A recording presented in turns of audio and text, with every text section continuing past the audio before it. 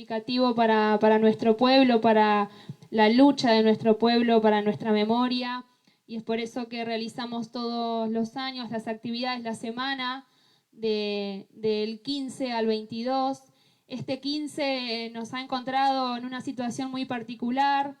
Desde la comisión estuvimos presentes en el penal recordando la fuga, ese maravilloso acto de unidad y organización de los compañeros y compañeras hace 52 años, pero también nos encontró en legislatura, porque ese mismo día en la provincia se trató y se aprobó el RIGI.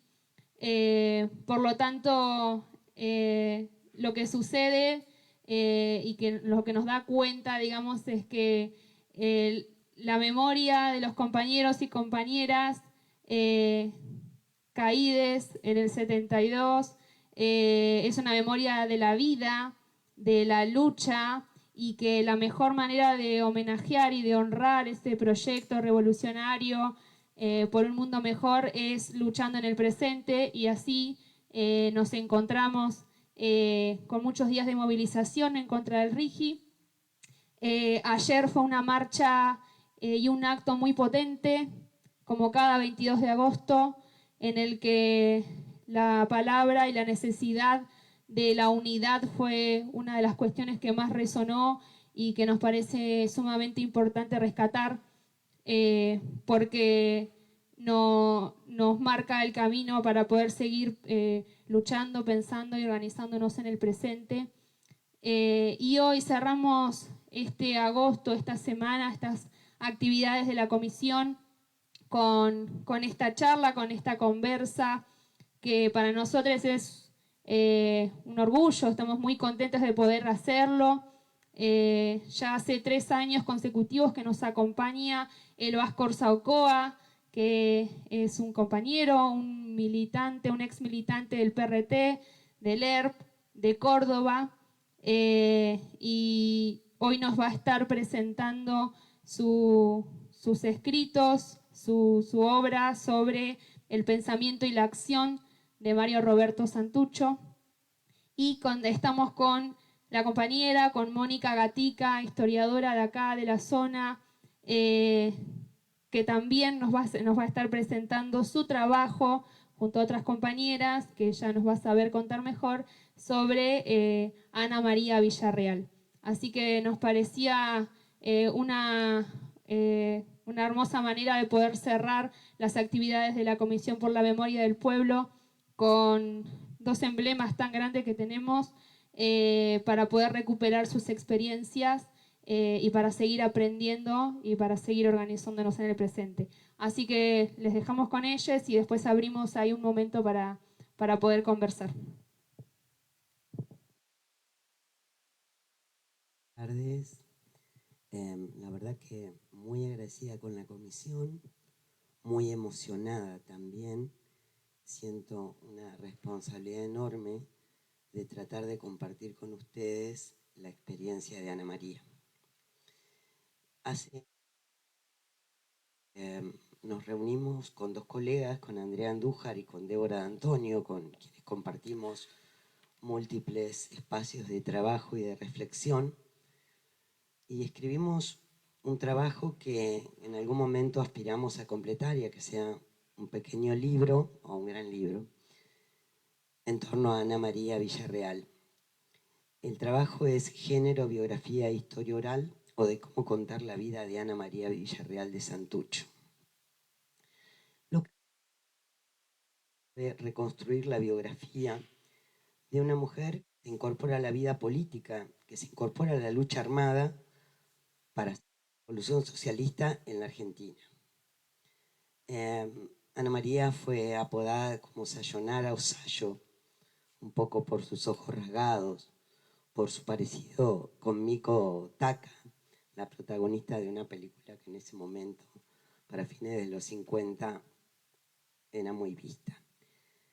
En realidad, Ana María, pero nosotros tratamos de abordar su historia no desde la excepcionalidad, sino inscribiéndola en una generación de mujeres comprometidas con transformaciones sociales radicales. de su vida a lo largo de una crianza localizada en el norte, dentro de una trama familiar más o menos acomodada, sin sobresaltos económicos, una mujer que pudo terminar sus estudios escolares y que siempre fue animada en el núcleo familiar a explorar el mundo de las artes.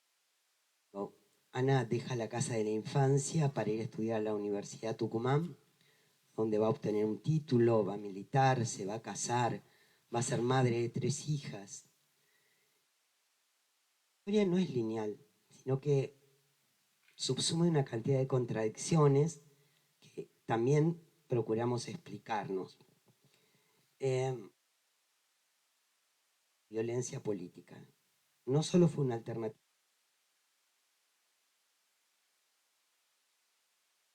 conjugar otras formas de intervención política, mediarlas con otras actividades vitales, ser trabajadoras, ser estudiantes, ser un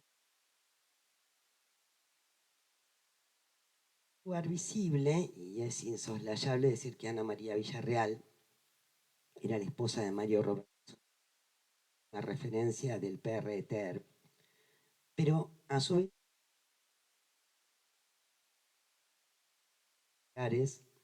esta mujer enigmática, calladita, llamativa, estaba llena de una actividad en la que combinaba la experiencia intelectual y personal, la trayectoria, que, también en las definiciones y decisiones de su compañero, que haya tenido una influencia que hasta ahora no ha sido revisada críticamente en la organización guerrillera marxista en la que ambos militaron.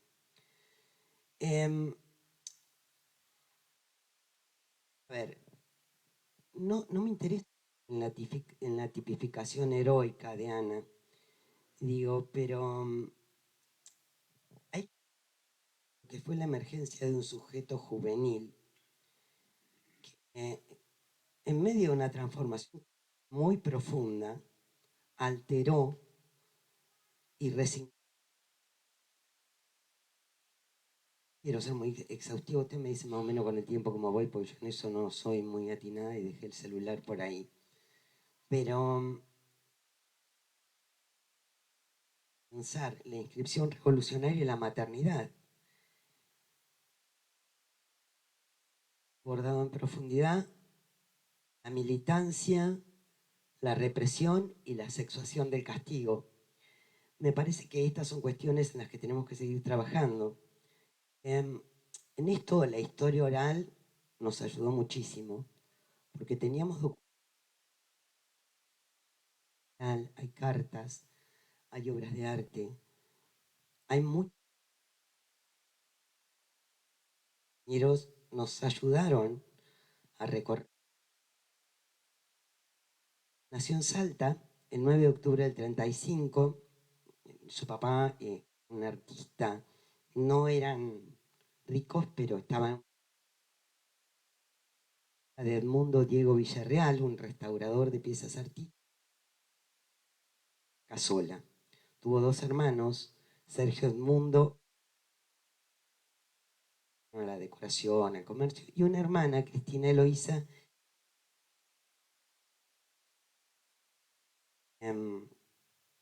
cursó sus estudios primarios en la Escuela Domingo Faustino Sarmiento, en especial porque allí se impartían clases de música, de dibujo, de corte y confección, de educación doméstica, de religión, y después cursó el secundario en Santa Rosa de Viterbo, una escuela para niñas, que tenía el carácter de habilitar para el ejercicio de la docencia, era una escuela normal. Fue buena alumna, no era sobresaliente, a ella le gustaba la historia, tenía muchos problemas serios con la matemática, y posiblemente esta materia fue la que le causó algunos problemas en sus estudios, ¿no? Esto le hizo demorarse un poquito. Pero en paralelo a que cursaba la escuela secundaria, asistió a la Escuela Provincial de Bellas Artes Tomás Cabrera, que era un espacio fundado por artistas salteños donde aprendió pintura y escultura bajo la influencia de Alfredo Bernier, pintor con el que tuvo un vínculo muy intenso. En la segunda mitad de los años 50 se recibe y se va a estudiar en Tucumán artes plásticas. Esto no era una práctica ya demasiado inusual. Una mujer de sectores acomodados podía acceder a la universidad. Ahora, hay algunas notas que son características. En estas instancias, cuando está estudiando en Tucumán, es cuando lo conoce a Robbie. Parece que fue en la casa de una familia amiga, en una fiesta. Y para 1959 ellos ya están juntos. El 15 de junio del 60, un año después, ella tenía 25 años y él 24, se casan. Amílcar Santucho, uno de los hermanos de Robbie, recuerda que es el único que alcanza a llegar al casamiento, porque eran tan austeros que él los tiene que convencer después de la ceremonia de ir a comer por lo menos todos juntos. Y él no la conocía prácticamente. Entonces dice, cuando Amílcar recuerda las primeras impresiones que tiene de Ana, y dando cuenta de la singularidad de su comportamiento, dice que una de las primeras preguntas que Ana le hace es, ¿le gustan las películas rusas? Y el pobre Tucho queda sorprendido y dice, yo me sorprendí porque estaba hablando de otra cosa, pero al mismo tiempo su pregunta, que fue hecha muy espontáneamente, me resultó muy simpática. Le contesté que sí, y ella con una sonrisa replicó, a mí también me encantan. No sé por qué, pero con eso me compró. De alguna manera esto es como para dar cuenta de quién era Ana, ¿no? Ana y Robbie emprenden un viaje de luna de miel con destino a Estados Unidos, donde él había sido invitado, recorriendo varios tramos de América Latina por la costa del Pacífico. Hay una serie de cartas de Ana dirigidas a sus padres y a su hermana que dan cuenta del arte indígena. El impacto que le producían las comunidades con las que se iba enfrentando. Retrata a Potosí, escribe una carta el 14 de enero, como lo más extraordinario que vi en arte colonial. Todo potosino parece estar amado hacia ese cerro que parece fuerte. Panamá, llegan a comienzos del año siguiente. Sayo describe a Panamá como un lugar típicamente yanqui, sin movida nacional.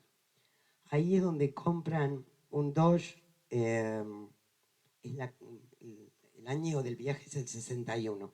Ahí compran un Dodge y siguen el recorrido hacia Estados Unidos.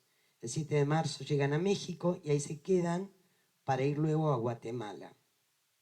Ana le va a escribir un mes más tarde a su madre desde Washington comentándole las impresiones que había tenido de la capital norteamericana y de Nueva York.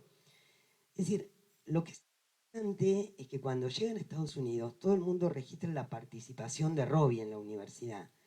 Ana también participa de clases en famosas universidades. Quiere conocer, al igual que Robbie, el ambiente universitario.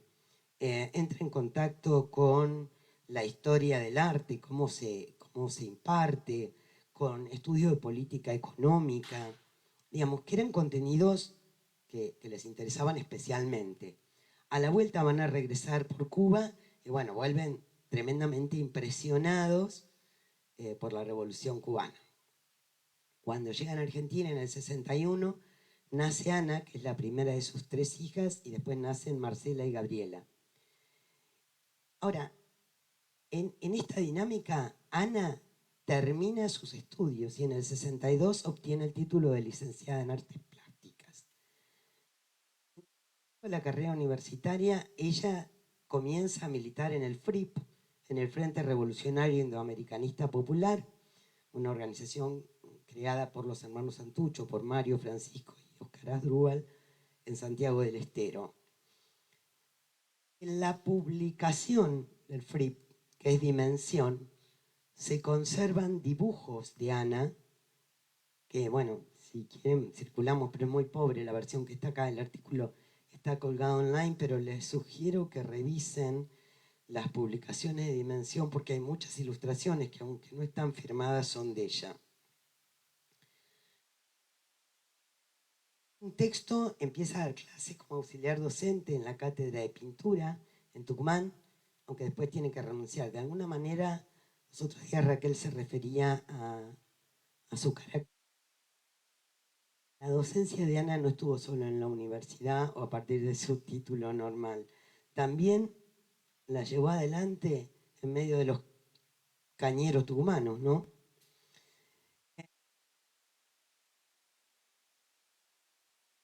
Ana tenía alguna dolencia pulmonar, no era tuberculosis, pero tenía como algunas internaciones recurrentes, o sea, era una mujer con algunos problemas de salud.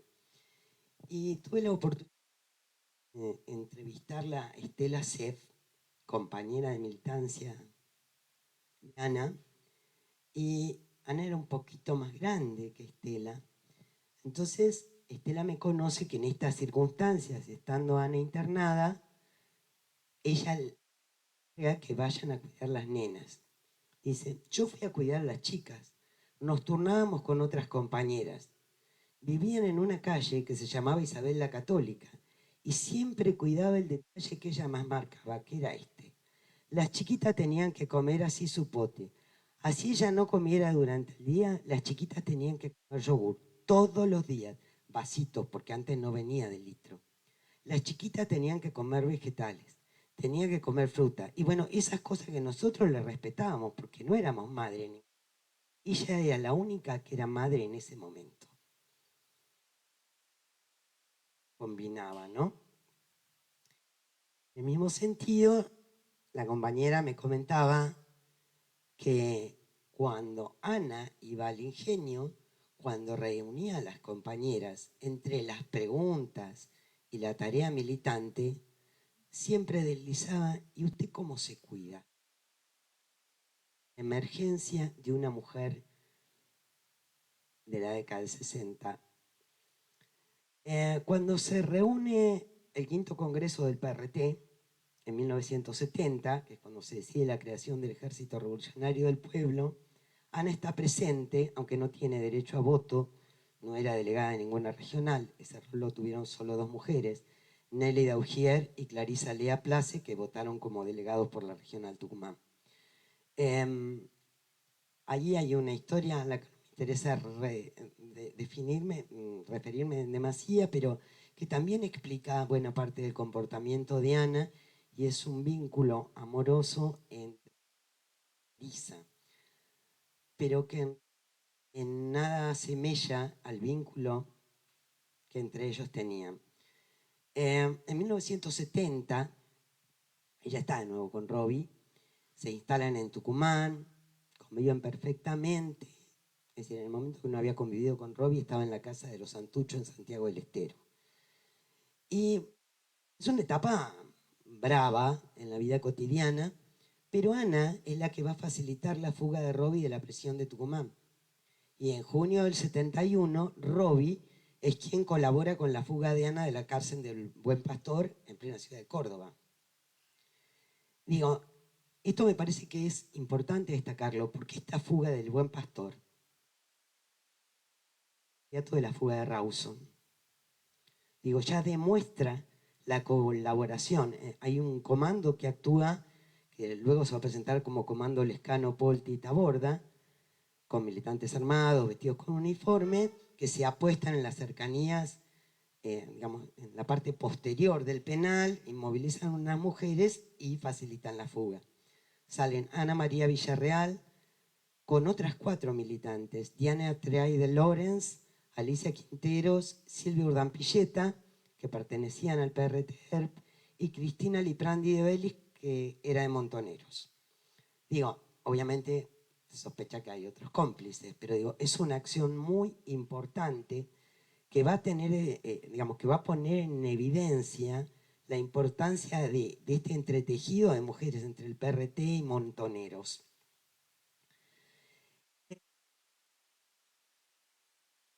Buen Pastor pone en evidencia la vulnerabilidad del sistema carcelario y, como bien lo ha señalado Débora D'Antonio, marca el fin de la cárcel administrada por figuras religiosas en esta etapa. Ana tener distintas moradas, todas en la clandestinidad, como prófuga, en Córdoba, en Buenos Aires, en Tucumán, en Salta. Son lugares donde se... A comienzos de febrero del 72 está por tomarse un colectivo desde Metán, y ahí la encuentra la policía. Encuentran que tiene documentos falsos y tiene un arma robada. Ahí la detienen, la maltratan, la torturan. Ella tenía un problema en una rodilla a consecuencia de un accidente previo.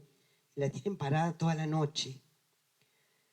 De allí la trasladaron al buque Granaderos, que era una cárcel flotante. Y entonces la defensa, no sé, estoy pensando en González Garland, la defensa de los propios Santucho frente a lo que eran las imputaciones del Camarón,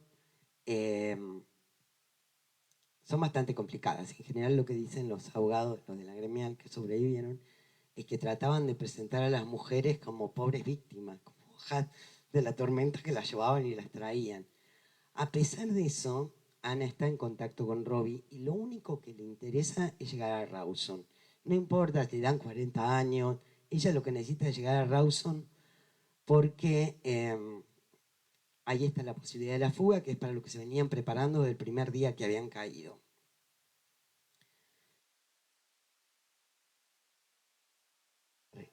Me urgía constantemente que apurara la resolución del caso, cualquiera fuese el resultado, porque quería estar en Rawson para el momento de la fuga que sabía que planeaba Robbie. El traslado se concretó, pero desgraciadamente ese fue su final. Yo estuve hablando con algunas compañeras, con Alicia Sanguinetti, por ejemplo, que compartieron la cárcel con ella. Ana era bastante más grande que las compañeras. Todas tenían un promedio entre 22, 28 años, 21. Ana tenía 36. Y como se desprende de la causa número 12, folio 122, conocida como masacre de Trelew, al momento del fusilamiento, ella estaba embarazada de por lo menos 5 meses. No me tiene que ver con la masacre porque eso lo tenemos todos muy en claro, pero sus restos fueron velados en el Partido Justicialista en la ciudad de Buenos Aires, luego trasladados a Boulogne después de la brutal acción militar policial emprendida, y no es el final de la historia. Digo, la tumba de Sayo la siguen profanando.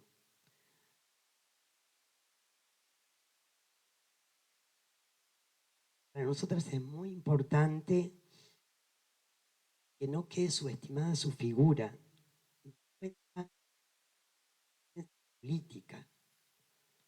Era una mujer que casi no hablaba demasiado. Casas Camarero, cuando la recuerda, dice, eran como que tenían un estilo de líder propio, de los cuadros políticos que se habían formado al calor de las luchas, de los obreros rurales del noroeste del país. Ellos estaban más acostumbrados a escuchar y hablar. En medio de un debate político podía referirse a Hauser, a la historia del arte de Hauser y seguir hablando, ¿no? Muy tímida, casi como esas mujeres del norte. Y caracterizándola dice, no les voy a leer toda la cita, Sayo era así, nosotros le decíamos nuestra querida vietnamita. O sea, ese fue el nombre que se le puso a Sayo adentro del penal, porque aparte tenía esos ojitos, tenía esa piel donde no había una sola arruga. Además de eso, no había un solo gramo de grasa.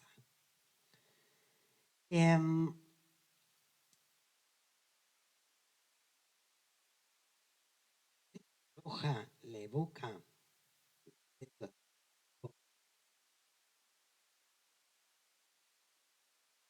vía Villarreal, lo de esposa y madre ejemplar, sino también y ante todo una mujer del pueblo, una combatiente revolucionaria en primera línea.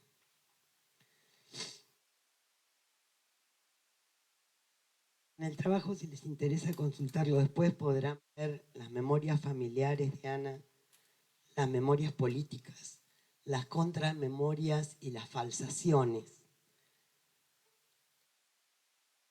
En otros lugares también, pero entre Leu es muy fuerte la falsa memoria de que Ana es la villana que asesina a Valenzuela. Ana sale en el segundo grupo cuando Valenzuela ya está muerto. Ahora nos preguntamos por qué se le adjudica este rol. Sé que eso da para ser trabajado en múltiples claves. Por supuesto que la generacional, por supuesto la clave de género. Ir a cada una de las memorias, pero sí quiero referirme a un hecho puntual que tiene que ver con a su padre. Han convocado para conflicto entre Tilcara y otro pueblo para construir un Cristo revolucionario. Y entonces él les dice que no puede. Han matado a su hija, que no está en condiciones de llevar adelante una obra de arte. Le insisten tanto que finalmente lo hace.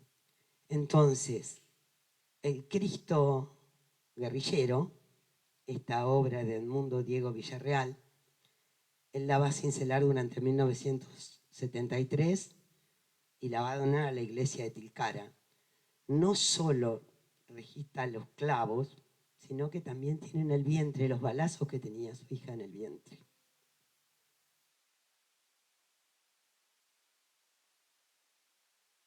Y hay algunos hechos puntuales. En el momento que van a subir la imagen del Cristo guerrillero a la capilla de Punta Corral, hay una intervención de que intentan impedir el emplazamiento. El pueblo la defiende. Termina la cosa y los últimos días de abril del 95, grupo de sospechosos secuestran, lo decapitan, lo ultrajan, usan a martillazos, separan las extremidades, hacen avisan, partizan. El paralelismo con Tupac Amaru no puede dejar de asomar. Bueno, hay una primera intención de conservar los restos del Cristo guerrillero en una urna de cristal, pero en 2003, por una decisión eclesiástica, los restos del Cristo van a ser depositados bajo una mesa. Y en el ejemplo de Ana quedan claramente en evidencia. Muchas gracias.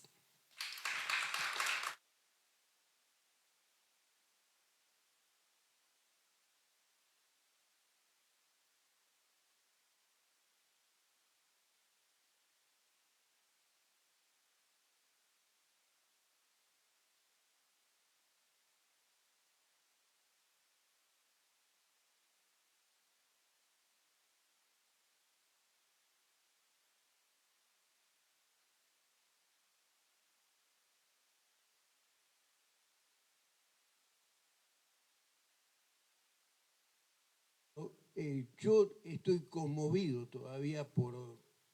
¿Se me escucha?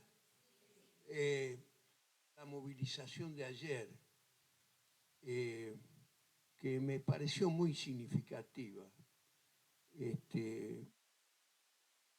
cuento que yo estuve en La Rioja el 4 de agosto, estuve el 12 de agosto en Catamarca, el 4 de agosto por el asesinato de Monseñor Angelelli y el 12 por de 16 compañeros en Capilla del Rosario en Catamarca.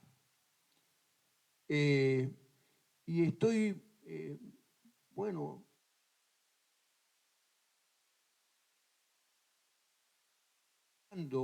esta recuperación de la memoria y de cómo esta memoria hace que los compañeros estén presentes y en esta relación presente-pasado que estén presentes en las luchas actuales.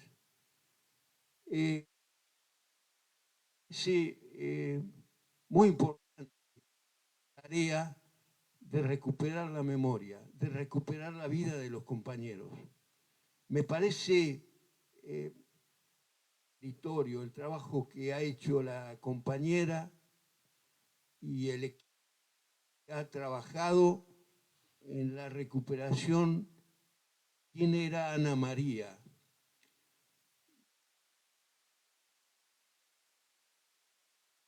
A pesar de que milité en todo el 70 en el PRT, no conocía muchos de los que aquí nos hace conocer el trabajo de la compañera, porque entre otras cosas, porque la figura de Mario Roberto fue tan significativa, tan impresionante que hizo que se eclipsara la vida de muchas compañeras y de muchos compañeros. De modo que este trabajo hecho las compañeras me parece muy importante. Pueda continuarse con la vida de otros compañeros y otras compañeras que también son personas muy completas. No solo eran militantes revolucionarias, sino que eran personas ligadas a la cultura, a la educación, al desarrollo intelectual, a la teoría revolucionaria, etc. Y no están suficientemente recuperadas. Y yo creo que eso se va a hacer porque hay una necesidad. Ayer vi el componente juvenil y eso lo vi también en La Rioja y lo vi en Catamarca, el componente fundamentalmente juvenil de esta recuperación. Y cuando uno ve a compañeros de 14, 15 años, ayer un niño que tendría, no sé, 6, 7 años hablando, yo me digo, la memoria tiene continuidad. Y eso es mucho más importante que la participación nuestra, que somos viejos y que dentro de poco tiempo no vamos a estar. En cambio, que esté la gente joven significa continuidad, recuperación. Me toca hablar de Mario Roberto Santucho. Santucho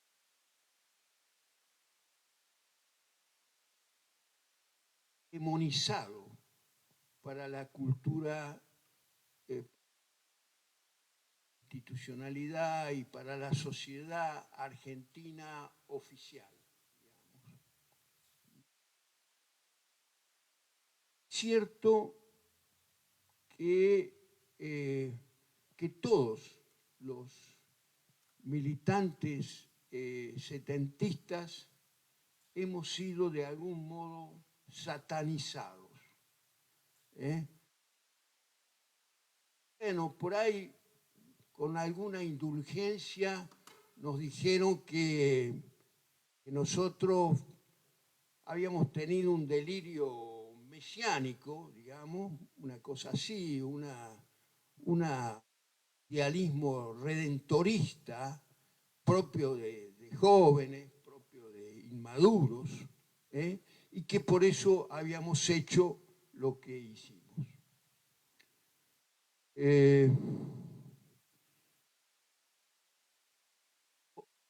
Esto es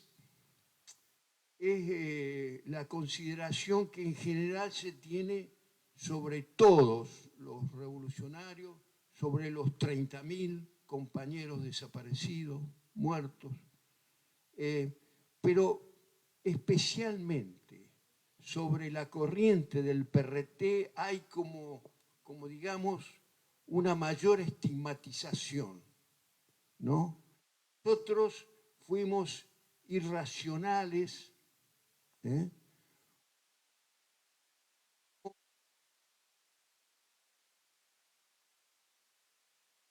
socialdemocracia, incluso para una parte de la izquierda que dijo que nosotros habíamos sido de algún modo culpables del genocidio.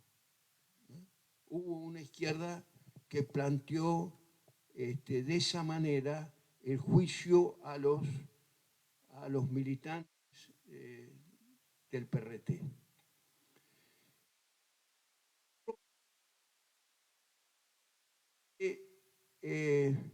Nuestra opción socialismo, nuestra opción por la lucha armada, consideración aún muy serio es la realidad argentina, del contexto mundial, de las contradicciones del capitalismo argentino, de lo que ya nos dimos cuenta en ese momento era que el capitalismo avanzaba a lograr una sociedad en continua descomposición económica, descomposición social, descomposición política. Y eso, acuérdense que en 1973 ya está el golpe de Pinochet, que inaugura el neoliberalismo en el mundo en tiempos de Thatcher y de Bush. Después, en el 76, la dictadura cívico-militar, empresarial, eclesiástica. Entonces, esa previsión existió, la previsión de una continuidad de deterioro y de descomposición social, política, económica, que es la que estamos viviendo actualmente. También supimos que las clases dominantes estaban absolutamente incapacitadas de realizar cualquier tarea emancipatoria en este país.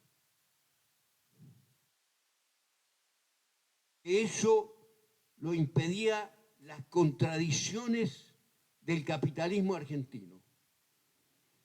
Y llegamos a esa conclusión, compañeros y compañeras, por un estudio de economía, de la historia de nuestro país y de América Latina. Participación de la mejor intelectualidad argentina.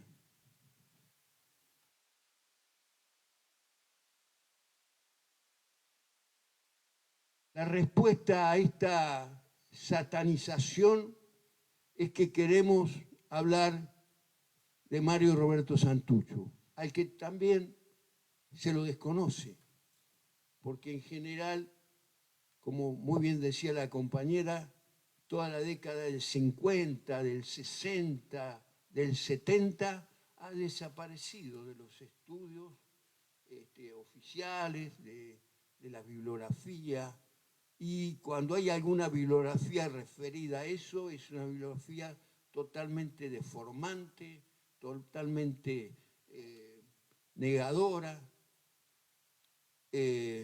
Por eso queremos hablar sobre el pensamiento de Mario Roberto Santucho. Para que ustedes se ubiquen, Mario Roberto Santucho fue, bueno, nació en 1936, exactamente, para que ustedes más o menos se den cuenta. El primer maestro de Mario Roberto Santucho fue su hermano, Francisco René Santucho. Era un hermano mucho más grande, que había nacido en la década del 20, o sea que le llevaba a Robbie como 20 años, pero que es una persona tremendamente influyente sobre el pensamiento de Mario Roberto Santucho. ¿Quién es Francisco René? Francisco René vivía en Santiago del Estero,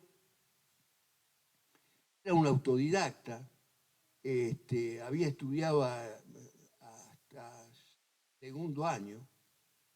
Él se negaba a estudiar a través de la vía institucional, pero era un profundo. En 1951, Francisco René inaugura una librería que se llama Aymará. El nombre tiene un profundo significado. Francisco René era indigenista. Él valoraba profundamente la civilización aymara, que era la que había nacido a orilla del Titicaca y que se había extendido por el siglo VII después de Cristo, por Salta, por Bolivia, todo el sur de Titicaca para acá, para La Paz, todo Salta, todo Jujuy, Santiago del Estero.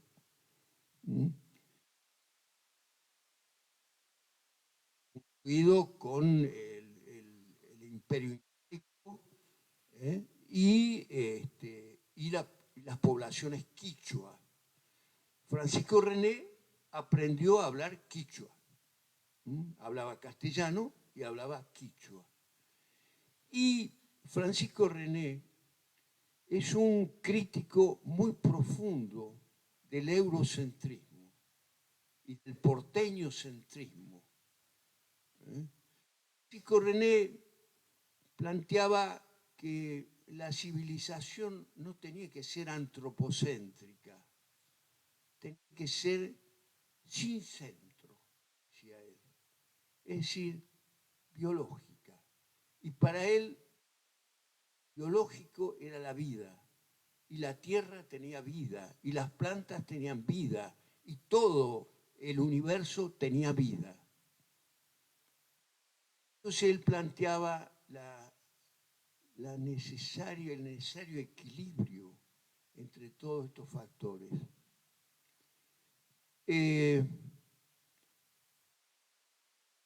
Francisco René fue el primer maestro que tuvo Robbie.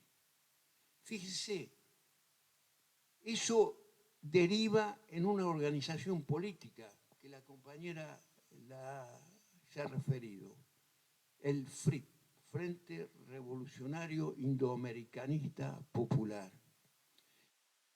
Este pensamiento que se elabora en Santiago del Estero, en Jujuy, en Salta, que es un pensamiento, qué sé yo, para decir, de izquierda, aunque el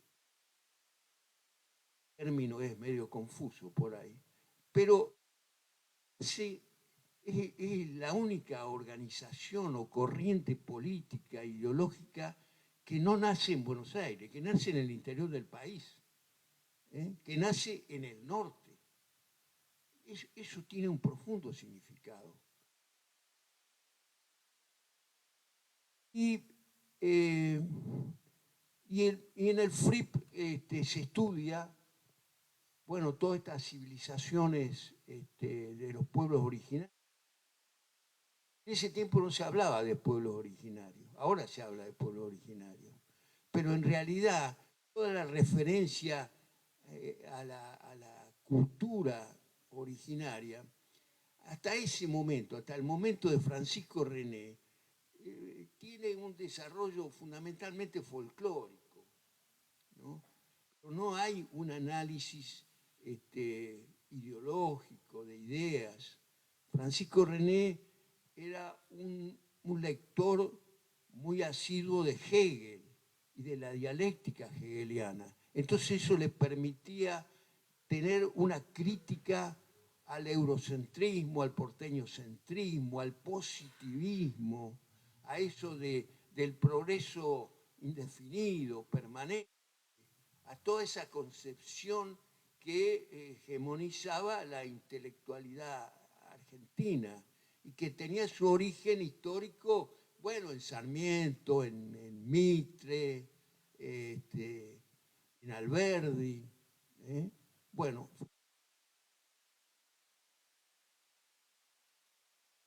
Y los hermanos Santucho, Francisco René, Mario Roberto,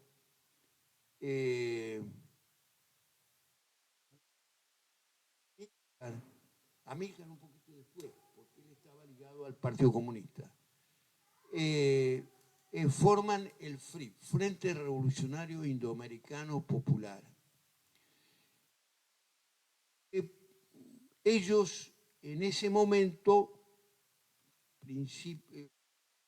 cuenta que forman el FRIP, están ligados ideológicamente a Aya de la Torre.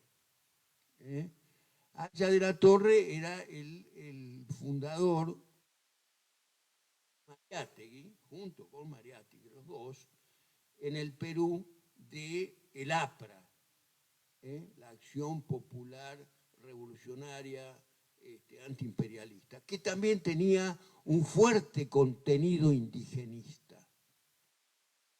El APRA, bueno, tiene mucha trascendencia en Bolivia, acá en la Argentina, tiene muchos seguidores. Aya de la Torre es un propagandista de la reforma universitaria del 18, de la autonomía universitaria, del gobierno de los estudiantes. Entonces, Aya de la Torre era un líder latinoamericano, pero pronto surge una entre Mariátegui y Aya de la Torre. Aya de la Torre plantea que la acción antiimperialista tenía que contar con la presencia de la burguesía nacional, o sea, de los burgueses locales. Y eso en unión, en frente antiimperialista, con los trabajadores, con los campesinos, con los estudiantes. Y allí surge la disidencia con Mariátegui. Mariátegui dice que nuestros países son países dependientes y por lo tanto las burguesías locales son también dependientes y nunca van a poder ser consecuentemente antiimperialistas. Eso hace que Mariátegui rompa con Aya de la Torre. Y la otra discusión que tiene Mariátegui es, por un lado, con Aya de la Torre y por otro lado con los partidos comunistas de América Latina. Y con un personaje de mucha trascendencia latinoamericana y argentina, que era el secretario general del Partido Comunista Argentino, don Victorio Codovilla. Y hay una discusión muy importante entre Mariátegui y los partidos comunistas. Los partidos comunistas dicen que en América Latina, en Argentina incluso, los resabios feudales son muy cuantiosos, muy grandes, y que por lo tanto la revolución debe ser primero una revolución democrático-burguesa para en una etapa posterior plantearse el socialismo. La revolución democrático-burguesa va a desarrollar el capitalismo y por lo tanto va a aumentar considerablemente el número de obreros y eso va a permitir después a la larga, hacer la revolución socialista. Esto es discutido por Mariátegui. Mariátegui va a decir que la liberación nacional y la liberación social, anticapitalista y socialista, son procesos simultáneos. Todo esto, los cuento, quizás a ustedes les pueda parecer muy pesado, pero estos son los grandes debates de la década del 60. Y la década del 60, compañeros jóvenes, es el laboratorio de todo lo que pasó en el 70. No se puede entender el 70 sin conocer el laboratorio ideológico que fue el 60, lleno de debates estratégicos. ¿Qué pasa acá?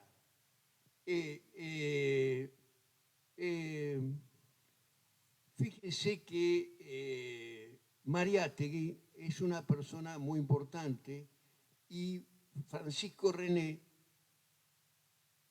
ahora está de acuerdo con Mariátegui.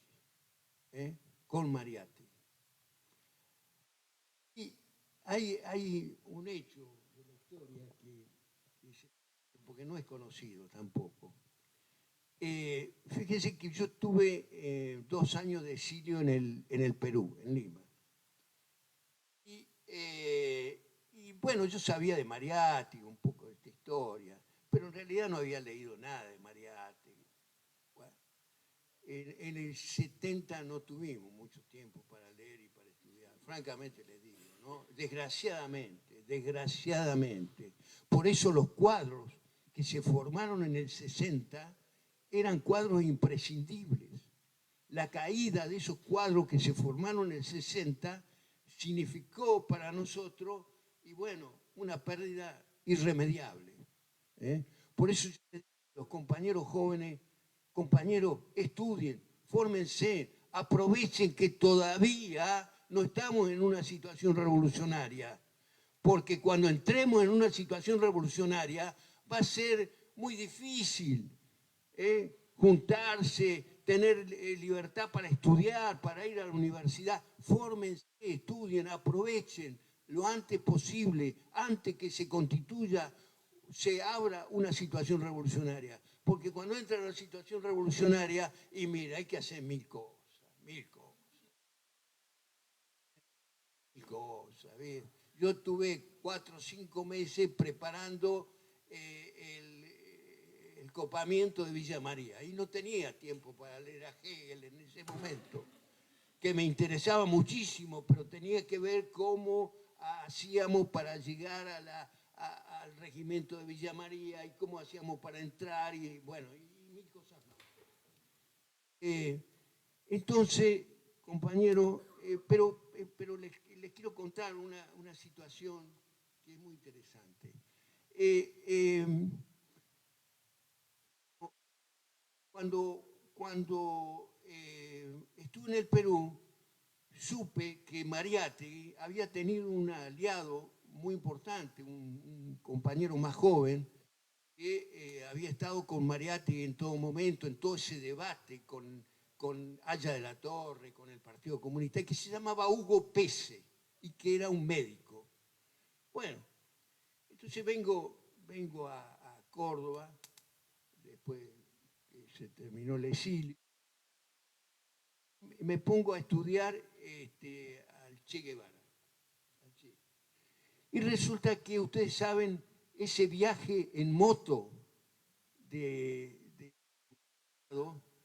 salen en moto, que se les funde la moto, la portentosa, en el norte de Chile y que tienen que, a dedo, transporte y llegan a Lima. Y ahí el Che, que todavía no era el Che, Granado estaban sin plata y no tenían para comer. Entonces el Che le habla a Roca, a Gustavito Roca, el hijo del dirigente de la Reforma Universitaria, que había sido vecino de él. Y le dice, che, tu hijo no tenía algún amigo acá en Lima, porque Gustavo Roca era muy conocido en toda Latinoamérica. Sí, le dice Gustavo, sí, porque necesitamos que alguien nos dé una mano, porque estamos acá sin la moto, no tenemos un peso, no tenemos para comer. Bueno, entonces dice, mira, anda a verlo a Hugo Pese, que había sido compañero y amigo de Mariátegui. Bueno, entonces el Che y Granado se presentan en la casa y el doctor Hugo Pese le dice, sí, vengan, estén todo el tiempo que quieran, los aloja, les da de comer. Pero después de la cena, se cuenta que las conversaciones después de la cena eran hasta el amanecer, ¿no? Y Hugo Pese le cuenta al Che quién era Mariátegui. Fíjense qué extraordinario, cómo las grandes concepciones se van construyendo a través de cotidianidades, a veces hasta casuales. Y el Che se entera quién es Mariátegui y su debate con Aya de la Torre y su debate con los partidos comunistas. Entonces, a los 3 años de ese encuentro, el Che era director del Banco Central de Cuba y ministro de Industria. Y entonces le habla a Hugo Pese y le dice, doctor, véngase a Cuba a conocer la Revolución Cubana, pero tráigase todos los manuscritos de Mariátegui. Mariátegui había sido proscripto, porque en esa época, década del 20, década del 30, década del 40, la hegemonía y el monopolio intelectual de la izquierda estaba en manos de los partidos comunistas y de sus editoriales, por ejemplo, Cartago, la más conocida. Entonces el Che lo recibe a Hugo Pese, recibe sus manuscritos y empieza a editar los escritos de Mariátegui. Entonces, fíjense qué extraordinario esto. A Mariátegui lo conocemos gracias al Che y a la Revolución Cubana. Mariátegui es leído por Francisco René, es leído por Roberto Santucho. Y Mariátegui dice, entre otras cosas, porque les recomiendo que lo lean, porque es extraordinario todo su pensamiento. Y Mariátegui dice, entre otras cosas, vamos a impulsar, vamos a desarrollar lo antiimperialista, lo nacionalista, lo democrático, lo popular, pero antes que nada somos socialistas. Somos antiimperialistas, somos socialistas. Y la liberación nacional es simultánea a la liberación social.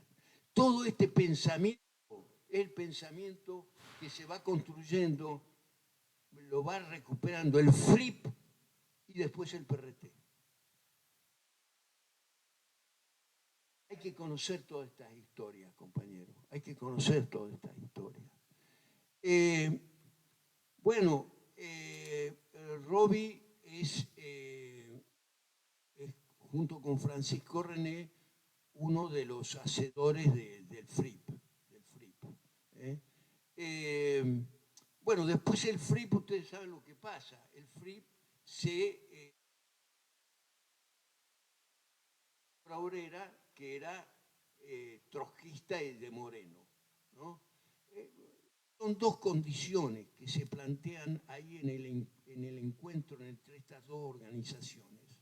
Moreno y el trotskismo y la corriente trotskista de Moreno, y prácticamente todo, porque otra corriente Posada, otra corriente Abelardo Ramos, etcétera, todas estaban dentro del peronismo, hacían entrismo en el peronismo. Entonces, la condición que le pone el FRIP es que salgan del peronismo. Y la otra condición que le pone Moreno es que entren a la Cuarta Internacional. Y el PRT entra a la Cuarta Internacional. Ahora, todo esto es, cuando yo digo que la mejor intelectualidad argentina estaba construyendo todo este recorrido ideológico, tenemos que hablar de Silvio Frondizi. Silvio es el hermano de Arturo, nada que ver con Arturo, el que fue presidente. No, Silvio Frondizi fue un intelectual extraordinario, sobresaliente, que escribió la historia del pueblo argentino en 2 tomos, del 53, primer tomo 53, 54, segundo tomo, y hay una reedición en el 73. Bueno, y otro historiador, Silvio es muy leído por Mario Roberto Santucho, y hay otro historiador que se llama Milciades Peña, y también muy leído por Mario Roberto Santucho y muy leído en las escuelas de cuadro del PRT. ¿Sí? Lo de Silvio y lo de... Entonces, todo esto, toda esta intelectualidad y las conclusiones a las que llega toda esta intelectualidad es un poco el sustrato ideológico del pensamiento de Robbie, que se incorpora al FRIP, por supuesto, primero, y después al PRT. Bueno, compañero, sería largo seguir el recorrido. Yo ya creo que 15 minutos ya hablé. Más. Sí, me pasa eso. ¿Viste? Y me estoy olvidando del tema principal que quería plantearle a ustedes. Así que pido, por favor, si me dispensan 5 minutos. Que pueden ser 10, digamos. Bueno, el otro tema, compañeros, que yo quería desarrollar es el tema de la unidad. Porque ayer con mucho regocijo que la mayor parte de las intervenciones plantearon el tema de la unidad. Y efectivamente, sin unidad no podemos construir poder revolucionario. Eso es así de aquí a la China, digamos.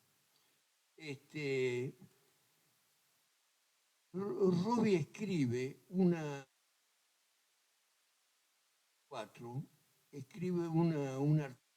sale primero en El Combatiente, sobre la construcción del Frente de Liberación Nacional y Social. Se los recomiendo. Se puede conseguir. En las obras en la compilación que hace Daniel De Santi está, y creo que por internet se puede conseguir la nota. Bueno, eso escrito en enero del 74. Después hay otro trabajo que es complementario de que es de agosto del 74, que se llama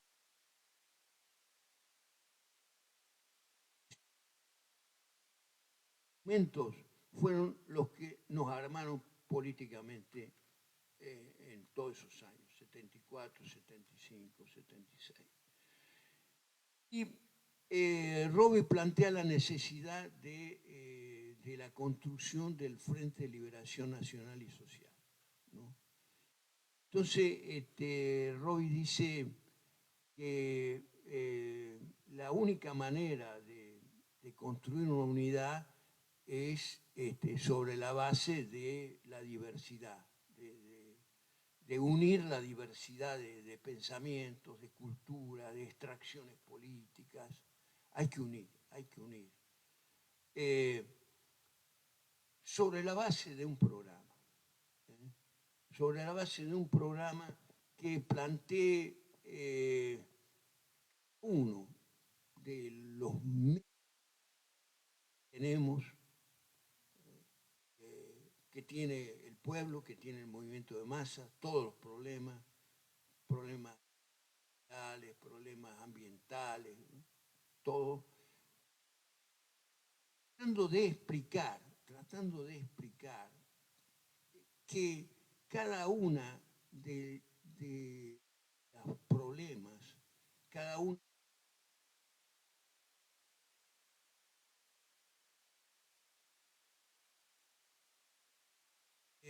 relación con el sistema, que si esto es porque, y es una necesidad, el sistema capitalista lo está impidiendo.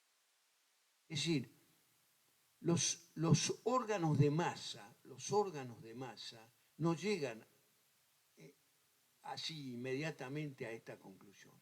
No tienen una visión totalizadora, global, socialista, digamos.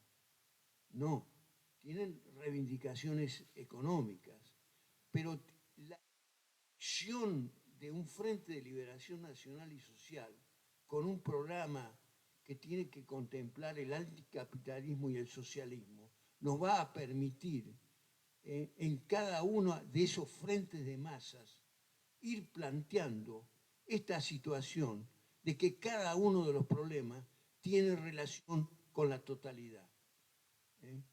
Y que la totalidad es un problema de sistema. Y que el sistema capitalista es hoy un sistema absolutamente descompuesto que no resuelve ningún problema. Si eso, en el 74, cuando lo decía Robbie, imagínense ahora. Ahora es sideral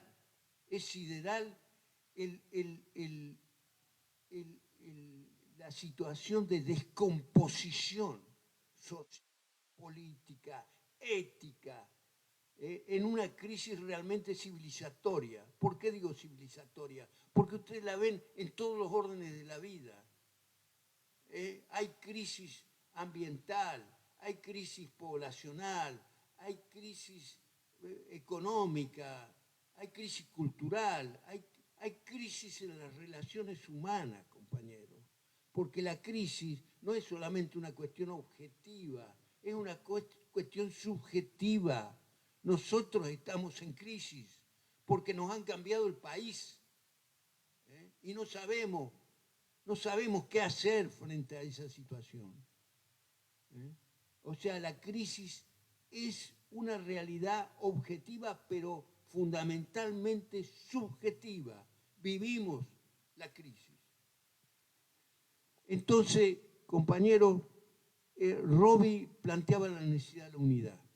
La unidad es la gran fuerza del pueblo. Si no logramos la unidad, no tenemos posibilidad de enfrentar al fascismo, no tenemos posibilidad de enfrentar a este capitalismo que se ha alargado a una ofensiva de absoluta explotación y muerte de los trabajadores. Hay que hacerlo desde un punto de vista programático. Es decir, contemplando todos y cada uno de los problemas que vive nuestro pueblo. Cada uno de los problemas que vive nuestro pueblo. Pero ir planteando desde una perspectiva anticapitalista y por el socialismo la necesidad de ir avanzando en este proceso con esa conciencia, como única valla a la ofensiva capitalista. No hay otra valla que el socialismo. Hoy, a nivel mundial y a nivel argentino, se plantea la gran disyuntiva de Rosa Luxemburgo: barbarie o socialismo. Eso es así totalmente, si nosotros vemos una mirada de totalidad. Entonces, compañeros, que que tenemos que trabajar en esa perspectiva. Porque, por otro lado, si no construimos una alternativa, ¿qué esperanza? ¿Qué esperanza pueden tener los jóvenes? ¿Qué esperanza?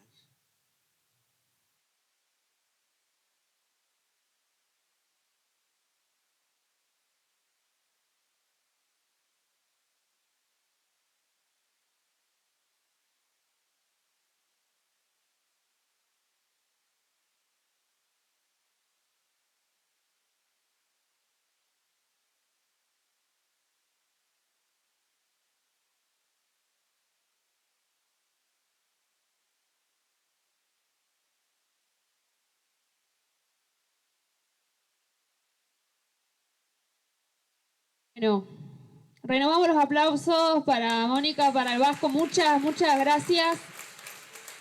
De la comisión es un honor tenerles acá, poder estar compartiendo la escucha, la palabra con ustedes, así que muchísimas gracias por haber aceptado estar acá. Abrimos ahora un momento de compartir un poco la palabra para quienes quieran hacer alguna intervención, para quienes quieran hacer alguna pregunta. Bueno, está el espacio habilitado para poder hacerlo.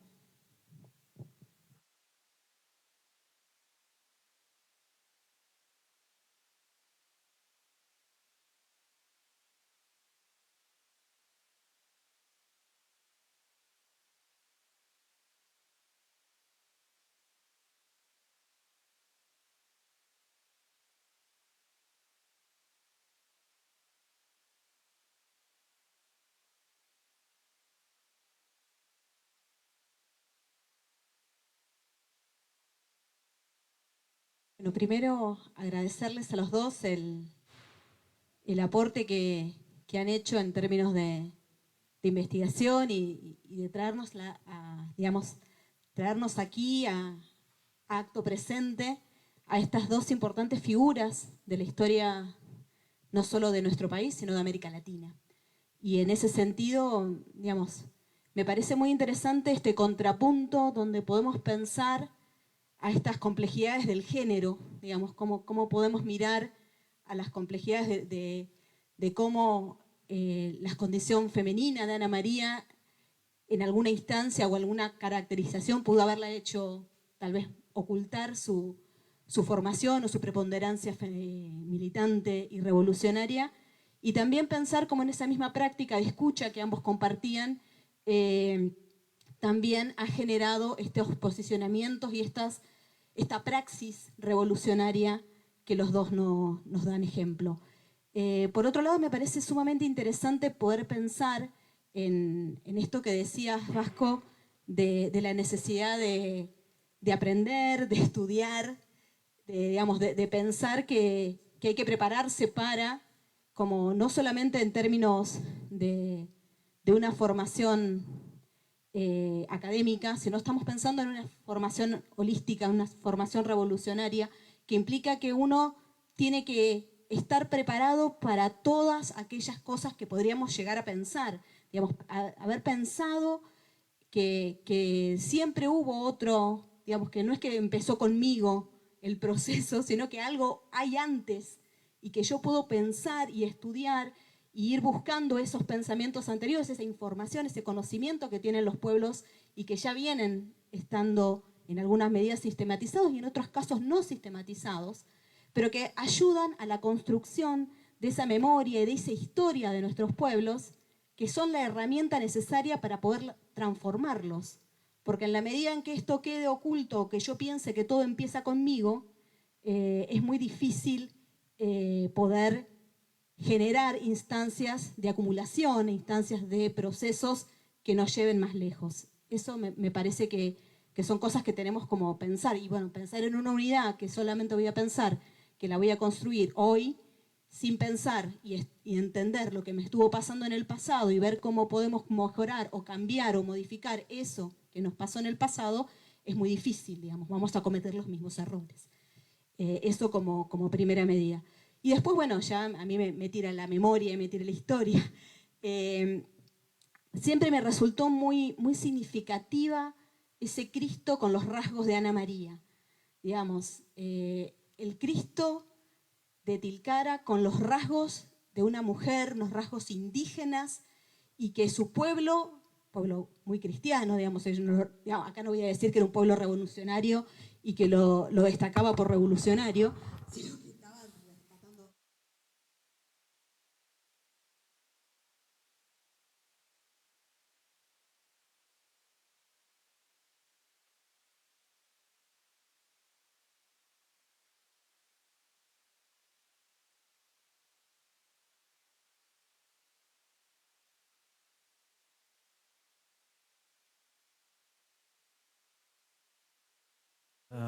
La charla debate del conversatorio realizado a 52 años de la fuga y masacre de Trelew, este 22 de agosto de 1924, este recuerdo constante de la Comisión por la Memoria del Pueblo y la FREDES, que componen, además de ATECH, otras varias organizaciones. Ante el avance de la derecha, defender nuestras memorias, organizar el presente y luchar por la revolución.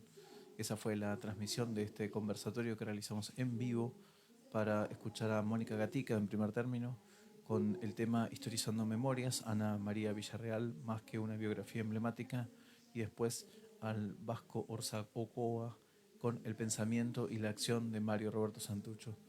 El vasco Orza Ocoa es ex militante histórico del PRT-ERP. Hasta aquí la transmisión. Muchísimas gracias.